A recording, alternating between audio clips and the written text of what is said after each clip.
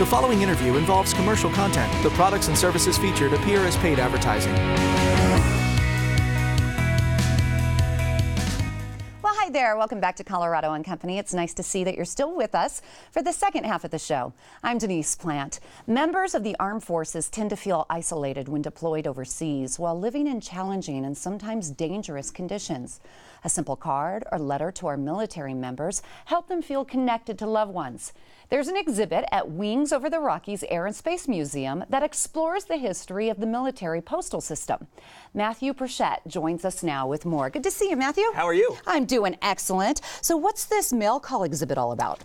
So, you know, it means so much to a soldier, men or women, to get something from home. Nowadays, it can be an email, it could be a video on YouTube, but still to have something in your hand, a letter, a card, a package, has meant so much to our soldiers from the Civil War, from the Revolutionary War forward. So this exhibit actually explores the history of mail coming to our soldiers. It almost sounds silly to say, you know, why is it so important? But just to kind of bring you to their perspective, they're overseas, they haven't seen family in so long, and to know that everybody's doing okay or that someone cares about them and thinking about them means the world to them. Oh, exactly. And think about it today. I mean, today, literally, you can get a text message.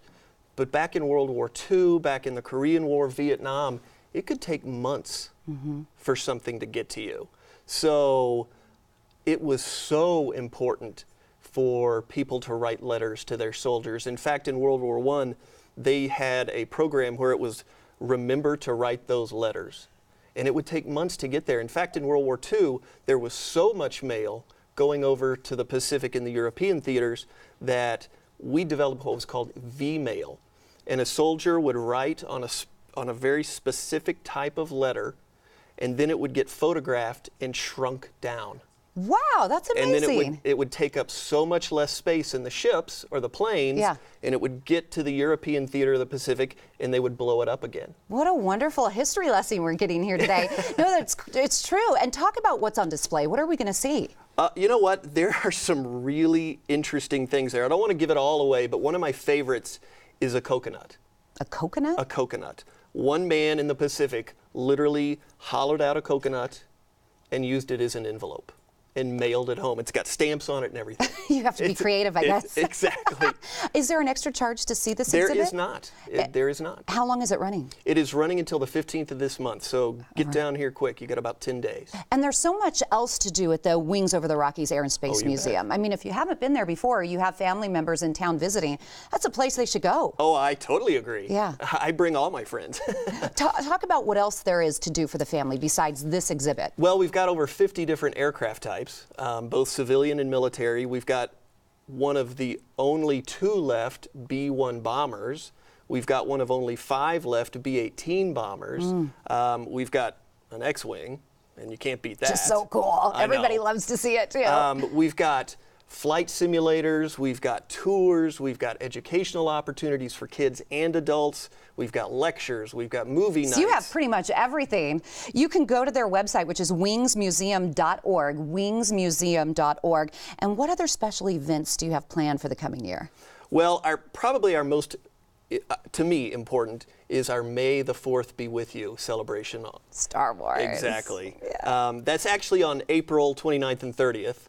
So we take advantage of the weekend there. But we're doing May the 4th, we're doing our Halloween event. We probably will have a B-17 flying in later in the year. Wow. And then, of course, we always have our huge fundraiser, which is in November. And then we've got Hops in the Hangar, which is a beer tasting event. And I would imagine May the 4th Be With You is going to be extra special this year since the passing of Carrie Fisher, who played Princess Leia. We will probably have a tribute to her one more time.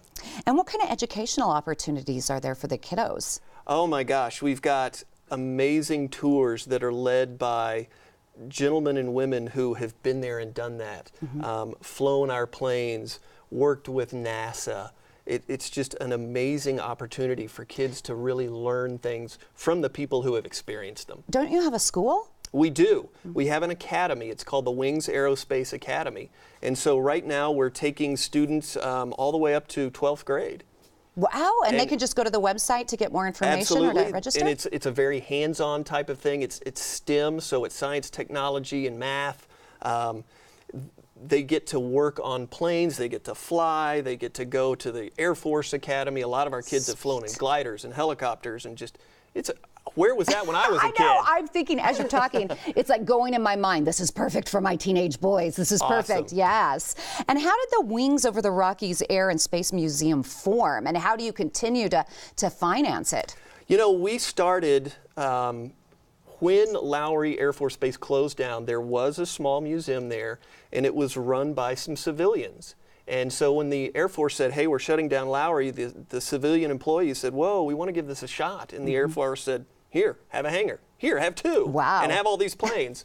And so if it were not for our volunteers now, we could not keep the doors open. Well, they do so much for us. Thank you for giving us a sneak peek. Oh, you bet. I can't wait to go check it out. The Mail Call exhibit is on display through January 15th at Wings Over the Rockies Air and Space Museum.